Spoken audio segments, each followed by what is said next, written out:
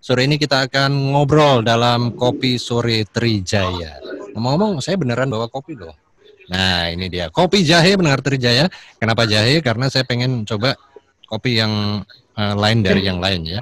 Ada unsur herbalnya karena katanya jahe itu bikin sehat, bikin badan anget gitu. Tapi nggak bisa bikin gemuk karena saya masih kurus aja sampai sekarang.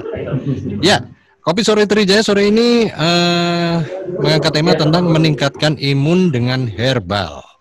Dan sudah bergabung dengan para narasumber. Saya mau sapa dulu ada Dr. Syarif Hudaya M. Hagas, ini Ketua Asosiasi Dokter Saintifikasi Jamu Indonesia. Dr. Syarif, halo, apa kabar? Selamat sore, dokter. Terima kasih sudah bergabung di Kopi Sore Trijaya, dokter. Lalu ada Gus Soleh, ini seorang herbalis imunitas dari Sidoarjo, Jawa Timur. Selamat sore, Gus Soleh. Sore, Mas. Sore. Oke, ini kayaknya Gus Soleh lagi happy banget nih. Ya, alhamdulillah. Tadi baru dari Pemkot. Iya. Nah, sore ini kita mau ngomongin tentang meningkatkan imun dengan herbal ya. Sebenarnya seberapa besar pengaruh herbal ini terhadap imunitas tubuh? Mungkin dari sisi akademisi dulu, dari Dokter Syarif dulu deh. Saya pengen tahu nih. Monggo dokter, gimana komentarnya? Ya, baik Mas Pras, terima kasih. Saya kira sekarang kalau herbal ya jamu ya, terutama itu kan sudah familiar ya di kita ya. Dan sekarang Betul. juga jadi brand nasional nih. Jadi kita mau angkat Iya. jamu. Jadi nanti Gus Soleh dengan saya itu nanti pelaku-pelaku nih. Kita akan dari sisi medisnya kita, Gus Soleh nanti salam kenal Gus. Nanti kita, Dokter, salam kenal, salam hormat, dokter. jadi jadi kita kalau sakit itu kan sudah gagal ya sistem Ya. imun kita. Makanya usahanya adalah meningkatkan ya, menjaga minimal menjaga supaya tidak sakit ya. Ini sekarang di masa pandemi Covid ini bagaimana herbal makin ini ya trending di mana-mana gitu ya karena Ya. memang itu Diminati gitu ya, dokter ya. ya. Sudah kena. Tadi Mas Mas minum kopi sama jahe itu kan sudah usaha bahwa salah satu usaha juga kan. Kan juga satu untuk daya tahan tubuhnya gitu kan. Karena itu yang kita tidak sakit karena daya tahan tubuh kita baik. Ya.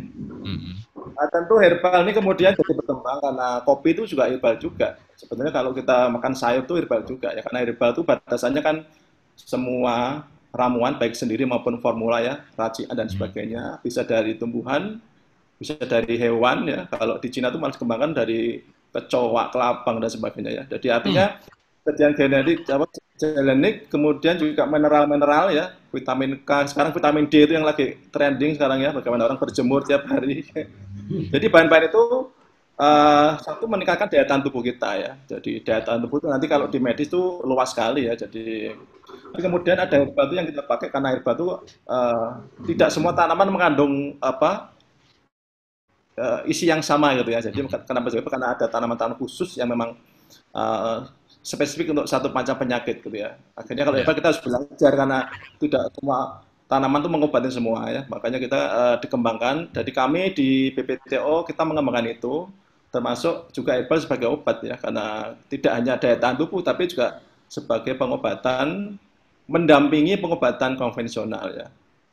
Dan pelaku-pelaku herbal saya kira banyak ya, ada pengobat tradisional, ada yang dokter-dokter yang berpraktis ya, berpraktek dengan Ya. herbal.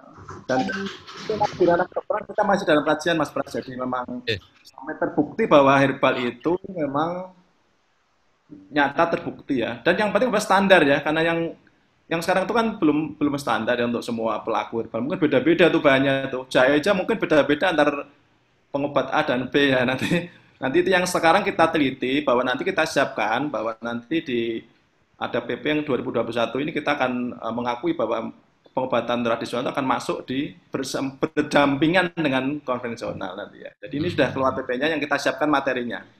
Kemudian katanya daya tahan tubuh tentu banyak herbal yang ya hampir semua herbal saya kira ada zat kimia yang memang mempengaruhi daya tahan tubuh secara umum ya. Saya kira kalau disebut banyak sekali ya jenisnya. Cuma kadang-kadang kita sesuaikan dengan tren di masyarakat. Kemudian juga yang mudah gitu ya. Mungkin kalau kita ini di Trijaya mungkin ya audiennya kan milenial nih. Mungkin kita pilihkan herbal-herbal yang sesuai dengan anak muda misalnya. Oh jus iya, tomat misalnya, jus buah naga jahe. gitu. Jadi kalau cepat mungkin kita sesuaikan dengan kebutuhan juga Mas Pras. Jadi Hmm. kita pilihkan untuk anak itu berbeda dengan orang tua dan sebagainya. Dan termasuk penyajiannya ya, penyajiannya. Ya, Mungkin kalau milenial sekarang nggak suka ya dengan yang godokan-godokan itu ya. ya, Yang MPI itu kan nggak suka, mereka sukanya yang sudah instan dan nanti kita lebih lebih ke herbal yang terstandar yang sudah dibuat dalam bentuk kapsul ya, yang sudah ekstrak seperti itu. Ya. oke. Nah ini yang menarik ini, sebenarnya herbal ini sudah ada cukup lama. Dari sejak zaman nenek moyang kita sudah mengkonsumsi tanaman herbal untuk ya untuk misalnya untuk penyembuhan atau bentuk-bentuk lainnya. Tapi kenapa masih kalah dengan pengobatan konvensional nih dokter? Oh enggak Mas, jadi bukan kalah ya. Kan kalah Jadi ya? jadi itu kan mindset di masyarakat tuh gini, terkotak-kotak gitu. Jadi pada saat orang untuk berobat itu ya, kalau dia apa mau berobat dengan herbal, dia datang ke pengobat tradisional gitu ya. Hmm, Atau mengobati sendiri, membeli apa herbal-herbal yang terstandar gitu ya, membeli sendiri, kemudian dia membaca di situ karena memang semua kan OHT kan memang ada aturan-aturan dan indikasinya untuk apa. ya, Kemudian ya, kalau dia berobat konvensional, dia akan datang ke dokter gitu. Jadi memang masyarakat sendiri mulai memilih datang kemana untuk mencari pengobatan itu. Tapi dari data Stoja 2017 itu hmm, ternyata dari riset ya oleh Kemenkes itu ternyata di tahun 2018 55% ya 55,7 ternyata berobat dengan herbal. Artinya lebih banyak herbal dibanding konvensional sebetulnya ya. Setelah diteliti ternyata di riset itu ternyata banyak yang herbal. Nah, makanya kami berhimpun di Dokter Herbal Medis Indonesia, kami mengembangkan bahwa kita berpraktek praktisi herbal kita menyebutnya karena kita menggabungkan herbal menjadi tidak menggantikan ya Mas, bukan, tapi komplement sebagai apa ya pelengkap pengobatan lengkap. konvensional. Memang tidak semua dokter menggunakan herbal, tidak semua ya, tapi ada kelompok dokter yang kita menggunakan herbal sebagai bahan-bahan sebagai pelengkap di pengobatan kita gitu ya. Baik dokter. Ya, saya geser ke Gus Soleh ini. Saya penasaran Iya, ini. terus. Panjenengan ini apa ya istilahnya fokus ke herbal. Sebenarnya apa yang menarik Iya. dari herbal ini, Gus? Jadi herbal pertama dari sisi agama memang Rasulullah dulu juga mengkonsumsi herbal. Tanaman-tanaman yang berkhasiat itu dikonsumsi untuk membantu mengatasi masalah-masalah kesehatan. Dan pada zaman Nabi Ibrahim itu beliau kalau pas pagi hari bekerja berternak dan menjual ternak, malamnya berdakwah sambil mengobati, jadi kayak tabib. Dan digunakan juga herbal. Jadi ada tuntunan yang sama seperti itu. Tapi pada faktanya, saya sendiri orang fisika, Mas Bras. Jadi Ya. agak sedikit menyimpang, tetapi pada prinsipnya adalah kami mempelajari sesuatu kalau memang berkhasiat, ada dasarnya. Nah, kebetulan juga kalau saya kan tergabung di ASPETRI, Asosiasi Pengobat Ramuan Tradisional Indonesia. Jadi ada bimbingan, ada dibekali ilmu-ilmu untuk mengembangkan, mempelajari, mudah-mudahan nanti ada yang meneliti. Karena seperti kami kan bukan peneliti, saya orang-orang praktisi, orang-orang empiris ya. Kalau ada mungkin dokter saya kalau mengizinkan kami untuk bersahabat dan bermitra, alhamdulillah karena banyak produk-produk kami yang terbukti berkhasiat, kan ya. Tapi kami sendiri tidak bisa membuat uji klinis ya.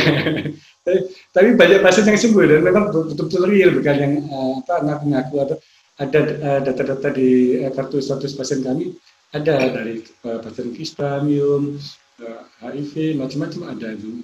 Cuma kami nggak bisa menjelaskan secara ilmiahnya. Cuma garis besarnya sih prinsipnya kami secara analisa dan analogi dan akal sehat aja.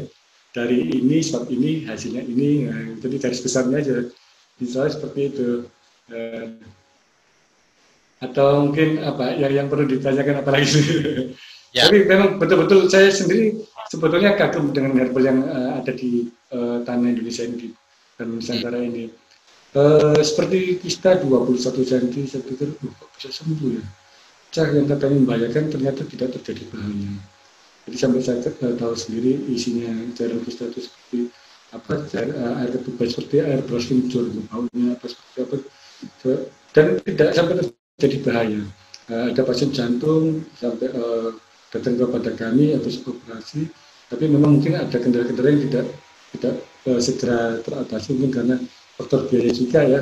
Akhirnya datang ke kami dengan membawa masih pakai infus, bukan mengesampingkan ini karena kadang semua hal kan juga membutuhkan biaya untuk upaya untuk penyembuhan.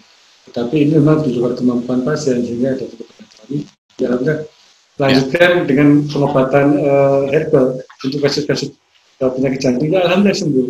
Karena Gus kok bisa gitu lah. Ini yang tahu dokter yang lebih paham ya. Insya Allah seperti itu. Baik.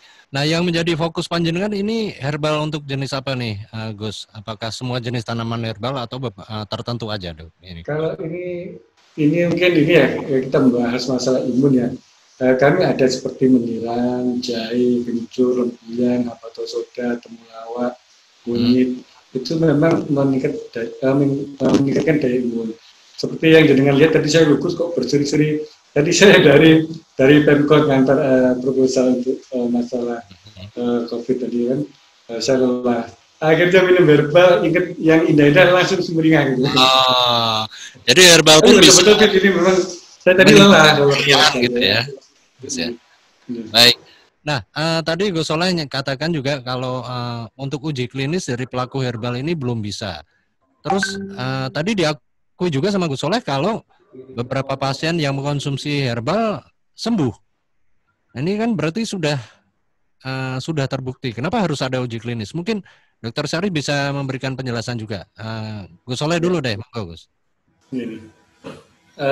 Begini, kalau yang berobat mungkin orang terdekat dengan kami, keluarga, sahabat, teman mungkin percaya karena tahu kesehatan kami seperti apa, bisa dipercaya apa enggak, aman apa enggak. Tapi kalau berhubungan dengan pihak luas, masyarakat ini kan tidak semuanya kenal kita, apa ya iya. Belum ada beberapa pengobatan yang mungkin dinilai kurang bertanggung jawab dalam melaksanakan profesi pelayanan kesehatannya. Dengan adanya uji klinis ini, dengan adanya uji klinis, maka bisa membantu pihak luas untuk mempercayai bahwa produk ini aman, nomor satu aman, dan bisa dipercaya berkhasiat untuk mengobati atau menyembuhkan. Nah, kalau seperti kami, untuk detailnya yang memang kurang begitu ini ya, detail sekali ya kita nggak tahu. Tapi kalau garis besarnya paham kenapa bisa begini, garis besarnya paham. Apalagi dengan menggunakan bahasa-bahasa yang rumit ya kita ada di perbatasan di situ. Makanya kami bermitra atau bernaung di bawahnya SPT kan ada yang memahamkan, ada yang memberikan penjelasan. Apa yang kami tidak tahu kami bertanya. Karena orang-orang lapangan ini ya seperti yang jenengan ketahui sifatnya praktis saja, yang penting sembuh ya. Tapi ini memang betul nggak ada unsur yang membahayakan. Nah, baik. Dokter Syarif gimana nih, dokter? Ya. Jadi ini Gus Soleh ini menjawab Gus Soleh tadi bahwa kita sudah bermitra, Gus. Kita sudah bermitra. Jadi praktisi herbal medik ya, dokter, kemudian aspetri, kemudian PDPKT, semua Gus kita kumpul di kadang-kadang kita dapat undangan dari ini kan memang di kementerian juga sudah ini Gus, sudah progres untuk untuk implementasi dari PP 103 Gus. Jadi nanti PP itu akan mengatur ada 3 Gus. Jadi pelayanan kesehatan tradisional Indonesia judulnya. Jadi satu nanti adalah pelayanan kesehatan tradisional. Nanti pelakunya adalah seperti Gus Soleh ini. Jadi nanti pengobatan tradisional yang di sana. Nanti akan disertifikasi, akan diberi izin dan sebagainya. Kemudian satu yang lain pelayanan kesehatan tradisional komplement itu oleh S1 Gus, jadi sarjana kesehatan tradisional. Kemudian satu lagi kesehatan tradisional integrasi itu nanti oleh dokter. Jadi nanti kita berbagi di sana Gus. Jadi nanti kita akan sama melayani masyarakat, tapi diatur DPP itu. Jadi nanti kita akan berdampingan Gus nanti ya. Nah itu yang sekarang kita siapkan dari ASI, Asosiasi Dokter Saintifik Jamu itu kita siapkan Gus untuk materinya Gus. Jadi nanti semua jamu, ini perlu sebentar saya sedikit ke belakang bahwa untuk obat tradisional dibagi 3 ya. Jadi jamu yang empiris ya, jamu itu Pak empiris. Jadi seperti Gus tadi jamu ya Gus. Jadi memakai bahan yang nenek moyang kita dulu. Jadi sudah aman 2 generasi gitu ya. Jadi itu boleh silakan memakai karena itu sudah terbukti aman dan berkhasiat. Nah, yang beda nanti klaimnya Gus, yang beda nanti di klaimnya saja ya. Kemudian yang kedua obat herbal terstandar, herbal yang sudah jamu itu kemudian tanamannya diteliti, diuji klinis fase 1 pada binatang, Gus. Pada binatang, Mas Pras. Jadi nanti akan jadi herbal terstandar. Itu bisa betul ada kapsul, terekstrak biasanya. Jadi dia bukan bahannya tidak bahan simplisa ya, tapi sudah mulai ekstraksi bahan aktifnya dan sudah ada dosisnya, Gus. Berapa kali sehari seperti obat itu. Tapi klaimnya, sebelum dilanjut, dokter, pengujian kenapa dilakukan pada binatang? Karena kita tahu ya struktur binatang dengan manusia kan beda, bahkan DNA-nya juga nggak sama. Kenapa nggak langsung ke manusia aja? Apalagi ini herbal kan, jadi kemungkinan toksiknya itu lebih kecil nih, dokter. Gini, Pak. Itu aturan dari BP POM. Jadi untuk beda, itu klaimnya kan beda-beda. Kalau jamu itu virus ya. Kalau obat terstandar itu jamu yang sudah diuji jadi nanti ada aspek keamanannya dan manfaat gitu ya. Jadi aman untuk organ hidup untuk binatang ya. Itu memang ketentuan seperti itu. Jadi kita nggak bisa mengubah untuk jadi klaim ya untuk jadi jamu yang mana. Kan nanti logonya berbeda itu logonya. Logonya berbeda. Nah, kemudian kalau terakhir itu uji klinis itu yang diujikan di manusia. Untuk jadi obat setara dengan misalnya kita obat itu misalnya Bodrek ya, saya nyebut ya parastamol ya, itu obat itu farmaka sudah jadi obat. Kenapa? Karena dia sudah teruji di manusia. Sudah ada dosisnya, sudah ada efek samping, kita tahu semua itu. Makanya kalau orang pusing minum parastamol, insya Allah membaiklah gitu. Pasti gitu ya, karena sudah teruji. Lah yang di bawah itu pasti belum, hasilnya tidak selalu sama karena dia belum teruji di manusia. Tapi dia aman, boleh dikonsumsi dan sebagainya. Nanti kan ini kan memang komersial ya, dijual, dipakai dan itu kan ada tarifnya, ada hak dan kewajibannya. Maka diatur klaim-klaimnya sebetulnya gitu. Kalau kita nggak mau klaim ya bebas, kita pakai apa aja boleh. Tapi karena ada aturan itu, ada izin edar, ada jual beli dan sebagainya. Ada klaim juga dokter yang kadang-kadang itu diatur di sana. Termasuk tadi ya, termasuk di pelayanan kesehatan tradisional tadi, diatur pemerintah sekarang bahwa nanti kita akan pendampingan mesra nih, saya dan Gus nanti akan satu ruang itu, Gus mengobati, saya konvensional gitu bisa nanti. Ini baru di PP-nya ya, sudah ini 2021 nanti akan berlaku itu Mas Pras. Gus Soleh tahu tuh bahwa ternyata untuk yang bagus itu yang jayang seperti apa gitu kan, yang ditanam di mana, harus nyimpannya seperti apa, kemudian cara penyajiannya itu kan ada. Meskipun empiris itu ada ilmunya, ada ketentuannya, nggak terus asal kita nggodoki jahe, gitu kan enggak juga. Nah, saya pengen tahu nih, Gus Soleh, saya penasaran juga dari herbal yang sudah panjenengan kelola, ini berapa jenis penyakit yang bisa sembuh oleh herbal, dok? Luas. Yang paling umum itu jantung. HIV itu banyak yang mereaktif dan tidak terdeteksi. Bahkan viral itu tidak terdeteksi. Bahkan kami pantau sampai 6 tahun ke depan tidak muncul tanda-tanda terinfeksi. Terus seperti kista, myom, tumor, kanker, penyakit kimia darah seperti diabetes, darah tinggi, kolesterol, asam urat, trigliserida, laju darahnya tinggi juga teratasi. Masalah usus buntu juga. Dan terakhir ini masalah COVID. Nah, makanya kami maunya membantu Bu Risma yang kasihan sampai seperti itu. Iya. Ini saya penasaran. Uji pada 8 pasien, alhamdulillah negatif. Pada 8 pasien ini sudah negatif. Oke. Nah, ini bicara soal COVID nih, Bu Soleh sama Dr. Syarif ya. Ini akhir-akhir ini herbal menjadi semacam primadona kembali. Di awal-awal pandemi ini di depan studionya Trijaya, ini kan ada warung angkringan ya. Itu kalau kita mau beli jahe udah sore gitu sudah habis. Padahal biasanya sampai tengah malam itu masih ramai, masih tersedia. Sekarang sudah agak susah. Nah sebenarnya seberapa besar dampak herbal ke COVID ini? Karena kita tahu COVID belum ada obatnya. Tapi ternyata banyak masyarakat yang meyakini bahwa herbal ini bisa membantu mencegah. Saya tidak bilang mengobati, tapi mencegah. Gimana? Dokter Syarif? Ya, memang tadi saya sampaikan bahwa gini, konsep herbal itu sebenarnya gini loh, Mas. Jadi orang sakit itu ada sisi sehatnya kan. Tapi tidak semua sakit kan. Seperti COVID itu tidak semua sakit.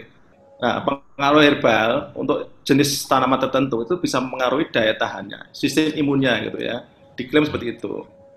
Ya sakit Jadi kalau sistem yang sisi sehatnya kita bangun, kita jaga, kita tingkatkan, dia akan bisa menekan si sakitnya itu ya. Itu berlaku untuk pengobatan kanker dan sebagainya. Itu kenapa sembuh? Karena kita mengoptimalkan sisi sehat dari si pasien itu gitu ya. Mungkin tidak mengobati yang sakitnya, tidak, tapi sisi sehatnya kita dipengaruhi oleh tanaman obat ini, akhirnya dia jadi membaik gitu ya. Minimal tidak memperburuk dari sakitnya itu ya. Nah, kemudian tentang COVID ini juga kita sedang melakukan penelitian, kita termasuk tergabung di ini Mas Pras, jadi di Wisma Atlet kita sedang beberapa kita uji, termasuk yang sekarang lagi ngetren ya, yang itu apa, tanaman eukaliptus itu ya yang sedang kita uji. Ini kita sedang kita mengerjakan uji klinis di sana, uji klinis di Wisma Atlet untuk penderita COVID. Nah, ini sedang kita nilai apakah memang benar bahwa herbal itu bisa tidak hanya daya cuma bisa membunuh virusnya itu ya. Wah, memang ada beberapa tanaman obat yang memang membunuh virusnya itu ya. Hanya untuk yang COVID-19 ini belum ada bukti ya. Kalau yang SARS dulu, yang COVID yang sebelumnya, SARS ya, yang dulu flu burung itu sudah terbukti bahwa ada beberapa tanaman memang bisa mengeradikasi atau mematikan virusnya itu. Tidak hanya sistem kekebalan, tapi memang mematikan virusnya itu. Nah, ini yang sekarang kita sedang progres untuk penelitian itu untuk COVID-19 baru dalam on progress ini di Wisma Atlet. Jadi kita kita ikut di sana beberapa sejawat kita. Nah, mau melibatkan pakar herbal kayak Gus Soleh juga nggak nih, Dokter Syarif? Dari timnya itu memang kalau uji klinis itu harus Gus Soleh harus jadi Gus Soleh punya bahannya, kita yang menguji gitu deh. Sebetulnya gitu. Terus ada sertifikasinya Mas Pras, ada dokter harus punya pelatihan cara uji klinik yang baik. Jadi punya spesifikasi khusus ya, tidak semua dokter juga bisa menguji itu. Makanya kami di Asosiasi Dokter Sari Jamu itu kita punya kompeten untuk itu, karena kita di sertifikasi oleh Kemenkes untuk melakukan pengujian jamu-jamu ya yang terstandar, yang empiris, jamu-jamu yang ada se-Indonesia ini kita ambil beberapa formula, tiap tahun kita teliti, kemudian kita uji di manusia.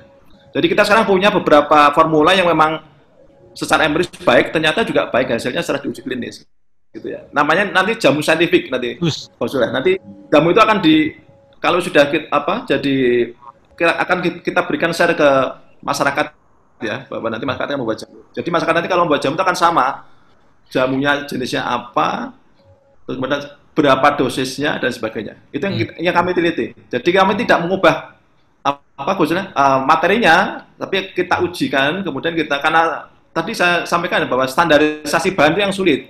Jamu itu bagus, kalau Gus dengan yang lain mungkin berbeda ya Gus ya. Kenapa? Makanya kita jahenya mungkin berbeda. Itu yang masyarakat itu harus tahu bahwa jamu itu kalau harus sama seperti obat Gus. Jadi kalau orang parastamol mesti kabel lah mereka itu ben gitu. Karena dia dari jenis gitu ya. Nah, itu yang nanti akan dilakukan, bahwa nanti akan ada jamu saintifik ya. Jadi mungkin jamu tidak perlu menjadi uji klinis, nggak perlu lah kalau memang, tapi yang kita cari adalah standarisasinya gitu ya. Jadi kesamaan bahan bakunya dan sebagainya ya. Berarti ada cara pengolahan tersendiri juga ya, karena contohnya tadi pace. Pace ini dengan mudahnya tumbuh di mana-mana. Di selokan rumah saya juga ada pace. Di tetangga depan saya juga ada pace. Tapi kalau mengolahnya salah juga nggak ada gunanya juga gitu ya, dokter ya, juga. Betul. Ya. Tapi gini Mas, minimal jamu itu kan gini, syaratnya harus 2 generasi. Kalau kita mengikuti kaidah-kaidah nenek moyang kita nggak apa-apa, pasti baik, hasilnya baik lah. Nah, tapi kalau minum jamu di kapsul itu kan jadi nenek moyang kita kan dulu kan jamu nggak di kapsul gitu kan, jadi nggak kan harus godol gitu kan, gitu. Kita harus mengikuti seperti nenek moyang kita, persis sama, karena kita kan udah yang sama gitu, minimal gitu ya. Baik. Nah, tentu nanti kalau Gus tadi ya Gus, dakwah juga penting itu dakwah juga bagian dari melengkapi dari jamu. Saya kira sembuh itu seperti kami ada wellness, jamu itu juga jangan lupa dia juga memberi efek. Jahe itu Mas Pras, kalau jenengan minum jahe itu kan kita jadi nyaman. Wellness, perasaan nyaman itu udah seperti orang sehat loh. Nyaman itu juga bagian dari biar kita. Kenyamanan itu ya sembuh juga ternyata. Baik, ini benar ini, karena kalau jamu di kapsul nggak bisa merasakan rasa jamu itu seperti apa. Bayangin kita dulu mengkonsumsi broto wali yang pahitnya minta ampun ya. Saya juga kadang-kadang masih mengkonsumsi. Tapi kalau di kapsul kan pahitnya nggak berasa. Terus kita nggak bisa merasakan sensasinya gitu kan. Ini ada pertanyaan dari pendengar Trijaya. Yang pertama ada Pak Ahmad di Serondol, Semarang. Untuk COVID, apa benar ada yang bisa membantu untuk menyembuhkan ramuan herbal ini? Itu yang pertama. Yang kedua ada Pak Helmi di Wonodri, Semarang. Ini jenis herbal apa saja dan apa manfaatnya?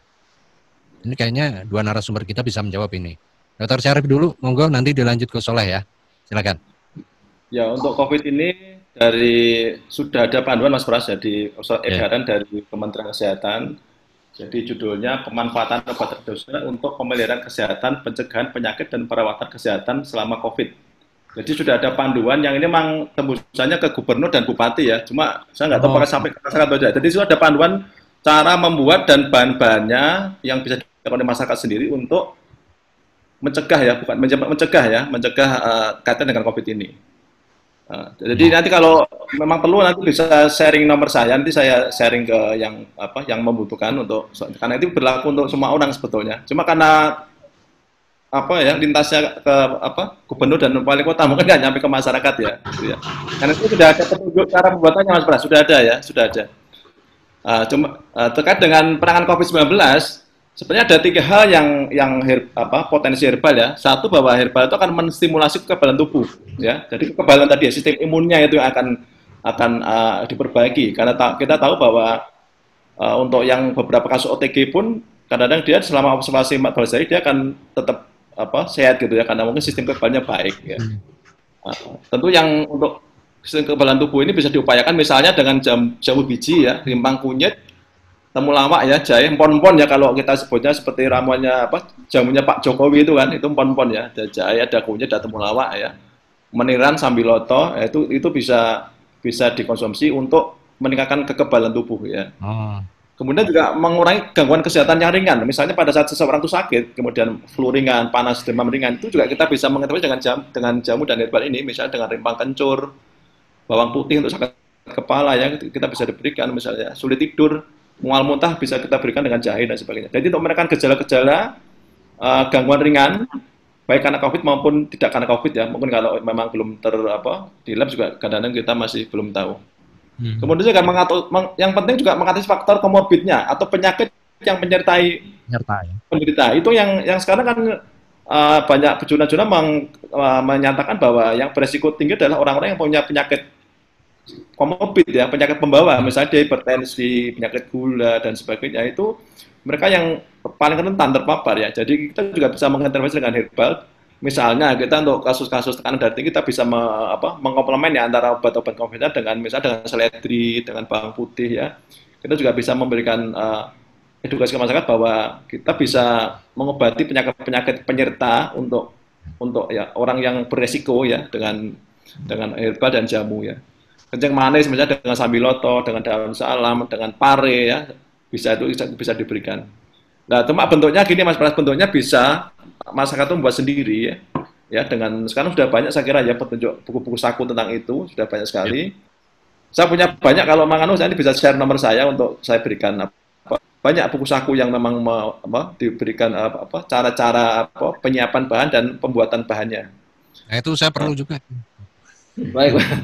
Kemudian yang sekarang dikembangkan adalah obat yang mematikan virus Mas Pras. Obat yang mematikan virus ya, seperti yang kemarin diklaim oleh Menteri Pertanian bahwa eucalyptus ya, minyak kayu putih itu juga katanya bisa membunuh ya. Memang itu sudah banyak jurnal menyatakan bahwa minyak kayu putih ya itu bisa tapi dalam jenis yang bukan yang ini ya, bukan jenis yang yang memang dikhususkan untuk pengobatan itu bisa membunuh virus SARS tipe 1 ya, yang SARS yang dulu yang bukannya COVID ini. Yang sekarang baru kita teliti di Wisma Atlet yang sekarang. Tapi artinya bahwa herbal punya kemampuan juga untuk membunuh virus ya, seperti juga manfaat dari minyak kayu putih itu untuk minyak esensinya, minyak aslinya itu bisa diklaim banyak sudah misalkan bahwa bisa untuk mengobati untuk TBC ya, untuk anti jamur ya, dan juga untuk misalnya untuk obat anti nyamuk itu bisa memang sudah dikembangkan, sudah ada jurnal seperti itu ya.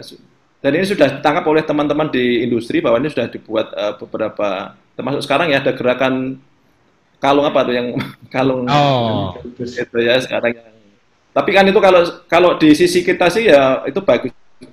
Setiap usaha yang baik tentu akan kita dukung ya. Tentu kalau kita belum bisa mengklaimnya aja ya, bukan yang belum ya. Klaimnya aja kita tidak bisa memastikan ya pasti gitu ya. Tapi itu usaha-usaha yang boleh kita lakukan ya, boleh kita. Baik, Ya. Gus Soleh gimana nih Gus? Baik, Mas Pras ya. Iya. Jadi memang betul kata Dr. Sarif ya. Saya sendiri untuk pengadaan bahan itu akhir-akhir ini kalau bahan-bahan yang berhubungan sama imun, memang dari supplier juga susah. Karena kita nggak bisa menggunakan sembarang bahan ya. Jadi bahan-bahan yang sudah terstandar juga dari supplier itu. Memang mereka juga banyak diekspor. Jadi kan kadang-kadang kita ini kalah sama yang ekspor. Jadi harus betul-betul pesannya jauh-jauh hari. Belum juga memorderkan. Tapi seiring dengan keadaan bukan hanya di COVID ya, saya sebenarnya menemukan obat COVID ini malah awalnya saya uji pada pasien HIV saya. Jadi ada keluhan yang menyertai ada TBC sama hepatitis C karena si pasien ini dulunya pengguna. Jadi yang tidak saya duga ternyata TBC-nya dalam waktu 1 minggu ke depan setelah mengonsumsi obat ini bisa negatif. Itu dicek di puskesmas sama di rumah sakit swasta yang cukup ternama. Kemudian 1 minggu kemudian lagi hepatitisnya yang negatif. Bisa secepat itu kan itu. Memang kami mengambil turunan dari obat HIV itu kami turunkan ke obat hepatitis sama obat TBC. Kemudian jadilah obat COVID ini.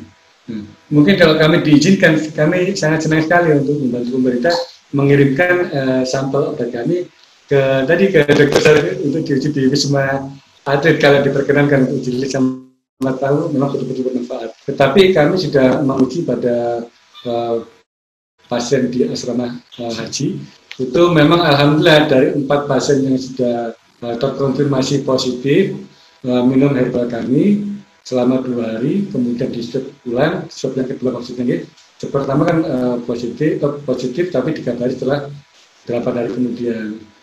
Begitu ada di karantina, mereka memang baru hanya dikasih vitamin saja.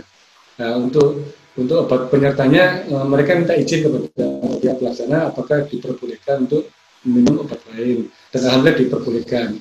Keempat pasien ini mencoba untuk minum obat kami, dan memang kebetulan salah satunya kenal sama saya, teman saya di Pemprov ya. Dan kemudian dikonsumsi selama 2 hari.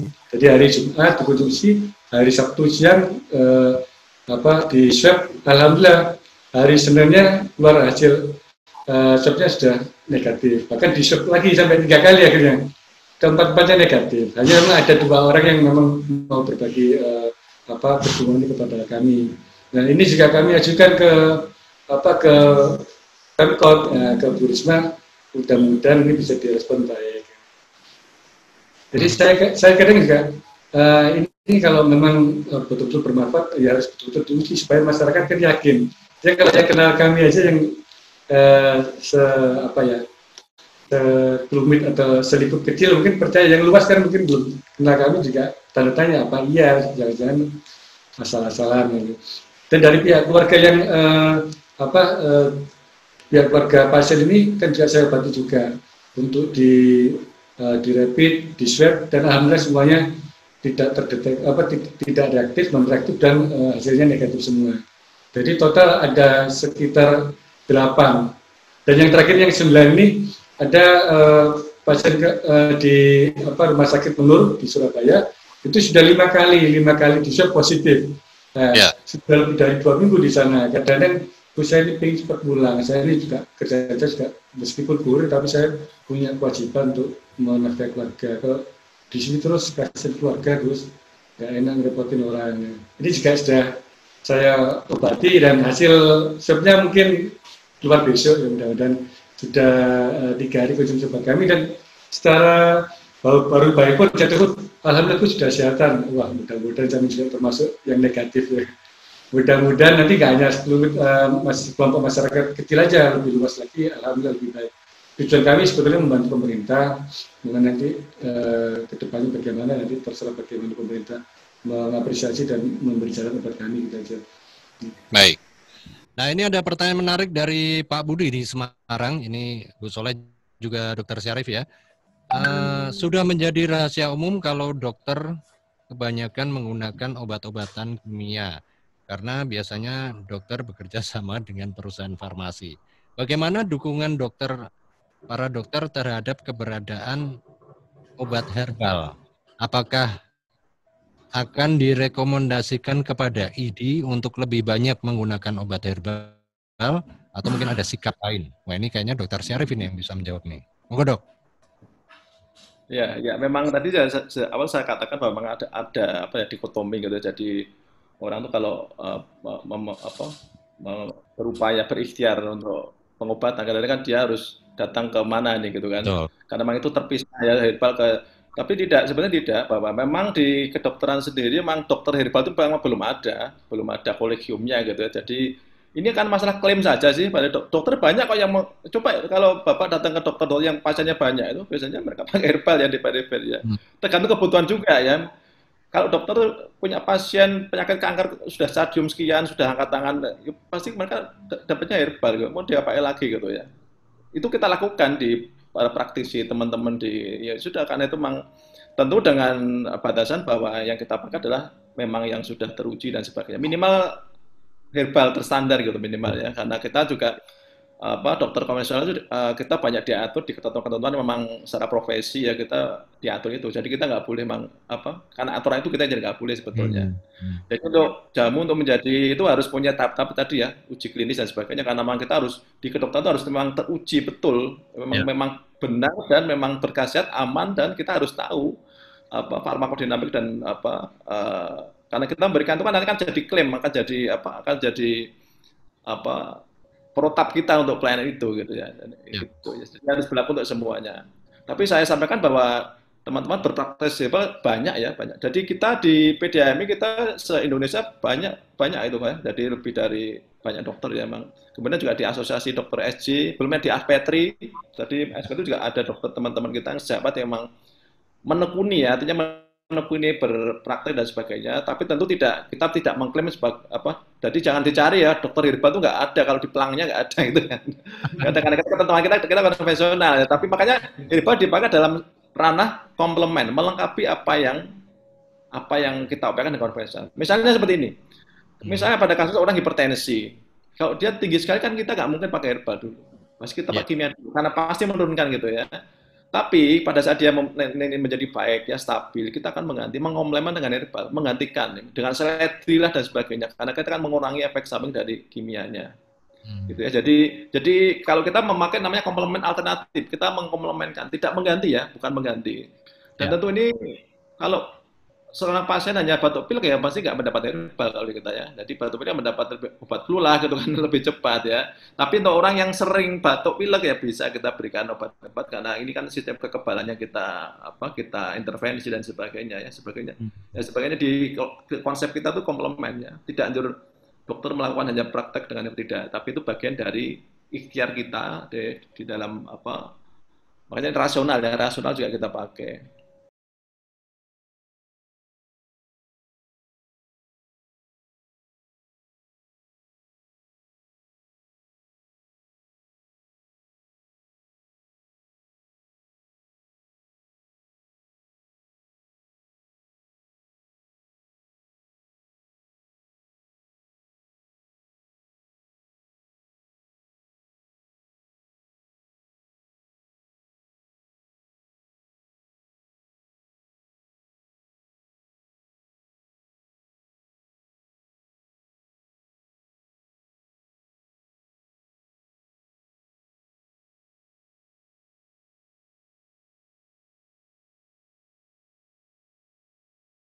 Di riset nasional bahwa 56 orang tuh persen itu menggunakan herbal loh, 56%. Nggak tahu dari mana, dapat dari mana ya, bisa dari dokter herbal, bisa dari praktisi seperti Gus Soleh, bisa beli sendiri.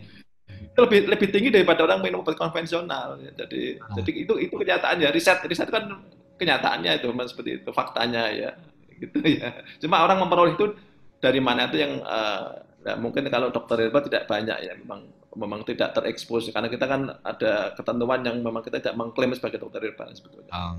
Tapi benar nggak sih yang dikatakan oleh masyarakat bahwa sebenarnya mengkonsumsi herbal itu lebih aman karena beda dengan obat-obatan kimia. Sebab herbal ini bisa diminum istilahnya kalau bahasa Jawanya sak wayah-wayah tanpa harus memperhatikan dosis. Benar Gini, nggak? aman tidak itu tergantung caranya, bahan baku dan sebagainya. Aman tentu tidak untuk orang yang tidak mengerti, tidak belajar dan sebagainya. Kita tahu loh, coba kalau kita minum herbal tuh, semua diminum loh mas. Kalau obat itu kan tunggal, jadi dari tumbuhan kita ambil salah satu zat kimia yang memang spesifik untuk mengobati penyakit tertentu. Pusing, panas misalnya. Tapi kalau herbal, itu kan kita minum semua loh zat kimianya. Iya. Jadi bisa bayangkan ya, sebetulnya nggak aman juga, itu sebetulnya nggak aman. Jadi untuk dosis kecil mungkin, dan herbal itu tidak instan ya, dia hanya jangka panjang. Berarti nggak terus tiba-tiba minum seperti kita pusing panas minum obat kimia terus enggak juga. Dia harus ada apa? Makanya harus komplement, harus melengkapi ya. Jadi ada sisi sehat yang kita memang banyak klaim juga bahwa banyak herbal juga bisa kuratif ya, mengobati penyakit. Tapi sebetulnya bahwa tergantung juga. Makanya itu yang kita mau standarisasi itu kan itu karena kemasan herbal kadang tidak sama sih untuk beberapa bahan baku dan sebagainya. Kesamaan itu yang sebetulnya kalau itu semua sepakat sama, saya kira akan bagus jamu dan herbal ya. Jadi tidak seseorang mengklaim dia lebih ampuh karena memang formula kadang beda-beda, beda bahannya dan sebagainya. Ya, sebelum saya akhiri, mungkin ada yang ingin disampaikan harapan-harapannya terkait dengan kondisi sekarang ini, kaitannya juga dengan herbal. Gus Soleh sama Dokter Syarif, silakan. Gus Soleh dulu ya, silakan. Baik, untuk masyarakat yang penting jangan panik, tetap jalani protokol kesehatan, dan memang bisa minum herbal yang sederhana seperti jahe, kunyit, kencur untuk lempuyan, untuk menambah imun. Tetapi kalau masih minum seperti itu, mungkin ada kekhawatiran, keraguan, atau ada rasa-rasa yang was-was gitu ya, bisa berkonsultasi ke ahli-ahli herbal atau dokter yang lain ya. Jadi yang penting tetap semangat, terus bekerja aja, jangan takut sama COVID gitu. Bisa seperti itu Mas Rasmi. Dokter Syarif, monggo dok. Ya, saya kira setiap usaha yang baik itu tentu kita akan dukung ya mas, apapun ya caranya.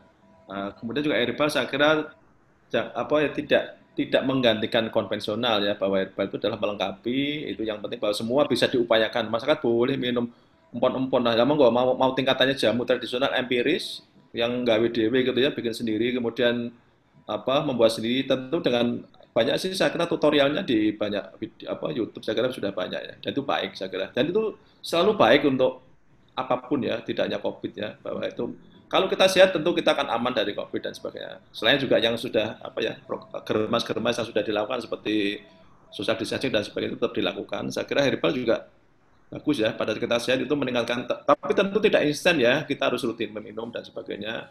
Monggo mau herbal yang jamu membuat sendiri atau herbal yang sudah terstandar ya, yang sudah kapsul itu juga saya kira sudah baik ya, saya kira banyak juga dijual karena herbal kan tidak harus dari dokter, dan saya dan Gus Soleh dia bisa juga orang untuk beli di mall-mall itu kan juga banyak ya, saya kira monggo ya, itu bagian dari kita untuk berikhtiar untuk kita tetap terhindar dari COVID-19 ini, masa pandemi ini.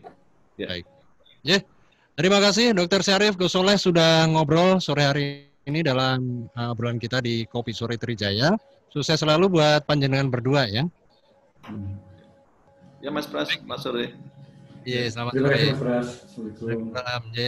Baiklah pendengar Trijaya, demikianlah bincang-bincang kita di Kopi Sore Trijaya dengan tema meningkatkan imun dengan herbal. Menghadirkan dua narasumber ya, ada Dr. Syarif Hudaya MHKes, lalu ada Gus Soleh juga.